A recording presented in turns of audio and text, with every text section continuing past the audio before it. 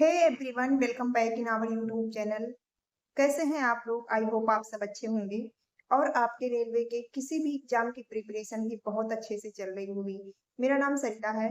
मैंने RRB NTPC 2019 में जो वैकेंसी आई थी एनटीपीसी की, मैंने उसमें जो है सीसीटीसी के पोस्ट के लिए सिलेक्शन लिया हुआ है और वर्तमान में मैं जो है बिजली विभाग में एज एन एग्जीक्यूटिव असिस्टेंट कार्यरत। जैसा कि आपको पता है, आपके आरपीएफ एसआई और कांस्टेबल के जो है फॉर्म फिल हो चुके हैं, उसकी लास्ट डेट खत्म हो चुकी है। इस टाइम फॉर्म में करेक्शन हो रहे हैं और इस वीडियो में हम लोग बात करने वाले हैं कि जो है जीके जीएस को आप जो है कैसे कवर करेंगे, क्योंकि आपको पता है कि इसमें जो है जीके और GS total 50 number, GK GS plus science जो है कुल मिलाकर 50 नंबर के आने वाले हैं आपके। तो आप जो है जीके जीएस और साइंस को अवॉइड नहीं कर सकते हैं, क्योंकि अगर आपको सिलेक्शन लेना है, अगर आप सीरियस स्टूडेंट हैं, तो आपको जो है जीके जीएस और साइंस जो है पढ़ना ही पढ़ना पड़ेगा। तो इस वीडियो में हम लोग इसी टॉपिक पर बात करने वाले हैं कि हम लोग जो है कैसे एक अच्छा स्कोर जो है गेन कर सकें। तो जैसे कि आप लोग इसको 3 टॉपिक में डिवाइड कर लीजिए।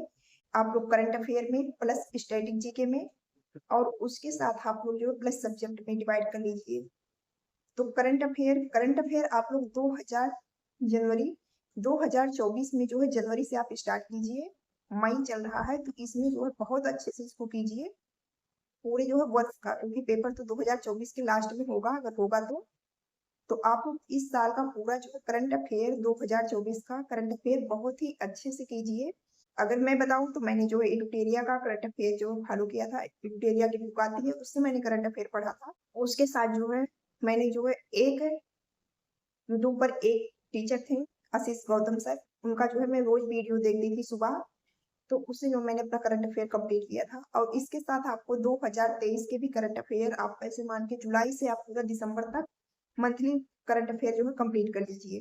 और आजकल करंट अफेयर का क्राइटेरिया बहुत ज्यादा बढ़ गया है, तो जिससे कि आपको करंट अफेयर पर बहुत विशेष ध्यान देने की जरूरत है। और इसके बाद जो है आता है स्टैटिक जीके। तो आप करंट अफेयर कंप्लीट करने के बाद अपना जो है स्टैटिक जीके पर जो है टाइम दीजिए। फिर स्टैटिक जीके में स्टैटिक जीके से भी क्वेश्चन बनते हैं, वन लाइनर टाइप के क्वेश्चन होते हैं स्टैटिक जीके में। जैसे मान लीजिए नृत्य हो गए आपके, बहुत टॉपिक होते हैं स्टैटिक जीके में। तो आप लोग स्टैटिक जीके की कोई एक पर्सनल बुक ले लीजिए जिसमें केवल स्टैटिक जीके दिया हो, और उसको जो है बार बार 1 2 3 4 बार, जितने बार आप रिवीजन कर पाएंगे उतना अच्छा होगा, क्योंकि जब कम से कम आप कोई बुक 3 से 4 बार पढ़े रहेंगे तभी जाकर आपसे जो है एग्जाम में क्वेश्चन आपके बनेंगे। फिर उसके बाद आता है आपका जो है सब्जेक्ट में पॉलिटी, हिस्ट्री, ज्योग्राफी और इकोनॉमिक्स, और उसके बाद जो है साइंस। तो आप लोग सबसे पहले चाहे तो पॉलिटी शुरू कर सकते हैं, क्योंकि पॉलिटी जो है समझने में बहुत ही आसान है। इसका सिलेबस भी बहुत ज्यादा इससे ब्रॉड नहीं है। तो आप जो है पॉलिटी से शुरू कर सकते हैं किसी एक बुक को फॉलो करके। जैसे लूसेंट अगर आप पढ़ लेंगे तो इसके लिए पर्याप्त है। लूसेंट जो है इस एग्जाम को करेक्ट करने के लिए पर्याप्त है। तो आप जो है लूसेंट से, आप पॉलिटी जो है लूसेंट से आप कवर कर सकते हैं। और कुछ इंपॉर्टेंट अनुच्छेद होते हैं जो पूछे जाते हैं, तो इंपॉर्टेंट अनुच्छेद आप जब पढ़ेंगे तो आपको पता चल जाएंगे। आप जब प्रैक्टिस सेट करेंगे तो आपको पता चलते रहेंगे कौन सी इंपॉर्टेंट अनुच्छेद है। तो वो सब अनुच्छेद जो है रटे होने चाहिए, और किस भाग में क्या दिया है ये सब आना चाहिए। फिर उसके बाद जो है आता है हिस्ट्री। तो हिस्ट्री भी आप लूसेंट से ही कवर कर सकते हैं। प्राचीन इतिहास, मध्यकालीन इतिहास और जो आधुनिक इतिहास।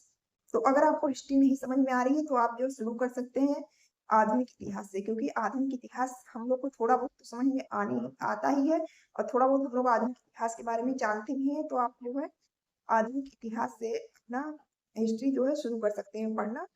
और जैसे मैंने कहा, कम से कम आप 4 बार जो है कम से कम कोई किताब पढ़े रहेंगे, कोई सब्जेक्ट पढ़े रहेंगे, तब जाकर आप वहां पर क्वेश्चन बना पाएंगे। फिर उसके बाद आती है ज्योग्राफी। तो ज्योग्राफी भी आप लूसेंट से कवर कर लीजिए।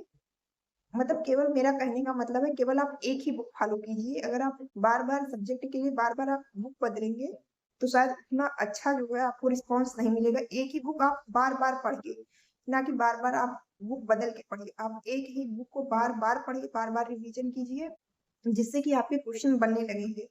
उसके साथ आप लोग मॉक टेस्ट जरूर दीजिए एक अलग से। जब आप मॉक टेस्ट बाई करेंगे तो उसमें जो है जीके जीएस और साइंस के सब मॉक टेस्ट आप अलग से दे सकते हैं, उसमें सब अवेलेबल होते हैं। और फिर उसके बाद आता है इकोनॉमिक्स। तो इकोनॉमिक्स भी आप लूसेंट से कवर कर सकते हैं। और फिर उसके बाद जो है आता है साइंस। तो आप साइंस जो है क्लास 8 की, क्लास 9 की और क्लास 10 की अगर एनसीईआरटी पढ़ लेंगे तो बहुत अच्छे से आपके क्वेश्चन बन जाएंगे। और इसके साथ साथ है कोई बुक भी आप खरीद सकते हैं जिसमें साइंस के क्वेश्चन सब दिए हुए। और जब प्रीवियस ईयर आप क्वेश्चन करेंगे तो उसमें साइंस के क्वेश्चन जो है रिपीट भी होते रहे, तो आपको उससे भी बहुत ज्यादा ही बेनिफिट मिलेगा। अगर आप एक सीरियस स्टूडेंट है तो आप जो जितने भी मैंने बताए हैं ये सब मैंने खुद फॉलो किया हुआ है। अगर आप किसी को फॉलो करेंगे तो आपका सिलेक्शन जरूर हो जाएगा।